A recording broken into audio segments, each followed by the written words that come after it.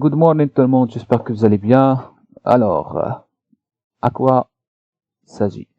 Donc, 21/9/2022, aujourd'hui c'est le mercredi, d'accord? Depuis le matin, il n'y a pas grand-chose. Vous savez, c'est la session européenne. Dans tous les cas, sur le marché US, il y a pas de grand mouvement le matin, tout simplement parce que c'est un marché. Ce sont des indices boursiers américains. Donc, on traite pas sur le CAC 40 ou bien sur un indice qui est européen. On attend juste l'ouverture de la session américaine. Chez moi, c'est moi 14h30, donc là, on voit beaucoup de volume. Mais par contre, lorsque vous voyez sur volume ici 336, 500, 1358, 921, 362, 1727. Cela signifie pas que 1727, il y a c'est le début de volume. Non, c'est juste, on arrive à ce niveau-là, vous allez voir que le marché descend, monte, descend, et monte, descend, et monte. Donc, tout simplement, vous savez que ce niveau-là est très important. Derrière ce volume-là, il y a un passif voyage qui absorbe les contrats des vendeurs. 1727 échangés à ce niveau-là en session européenne. Donc, tout simplement, ce qu'on voit sur le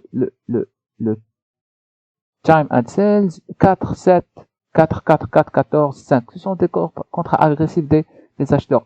Donc, pensons que on va pas vendre, mais après on regarde sur le même niveau aussi. On n'arrive pas. Donc, pensons que je vais mettre un ordre d'achat ici, par exemple, et je laisse le marché m'exécuter. D'accord?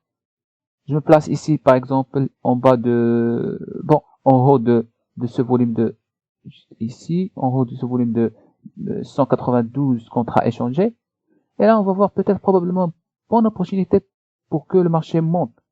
Pourquoi? Parce que, regarde, sur le même niveau, on a des points de contrôle sur le même niveau, absorption. Mon stop loss, ça sera où?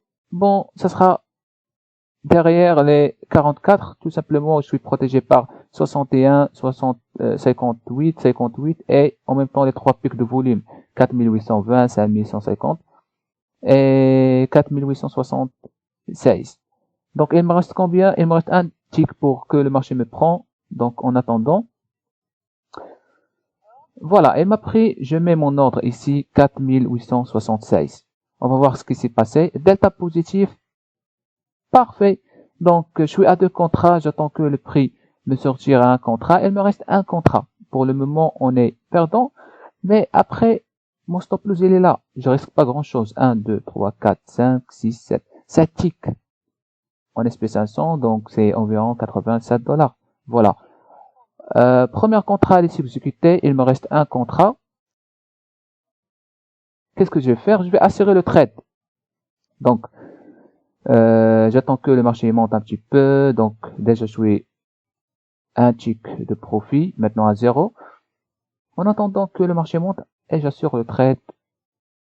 Il y a toujours ce 41, 46, et la montée, et là, j'assure le trade. 24, il monte encore. On est proche de VWAP. Qu'est-ce que je vais faire? Bon, je vais fermer au marché. 50 $. Parfait. Donc, pourquoi j'ai fermé au marché? On est arrivé au VWAP. Il y a ici des pending orders. Et en même temps, on est toujours au trading range. Donc, vous savez, c'est pas risqué, mais après, il y a l'élan des agressifs n'est pas toujours existant. Ils ont arrivé ici et puis ils commencent à disparaître.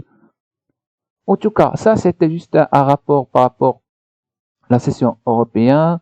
On se revoit à la prochaine vidéo, bien sûr. Donc, merci pour votre commentaire. N'oubliez pas de laisser un like et on se revoit. Merci.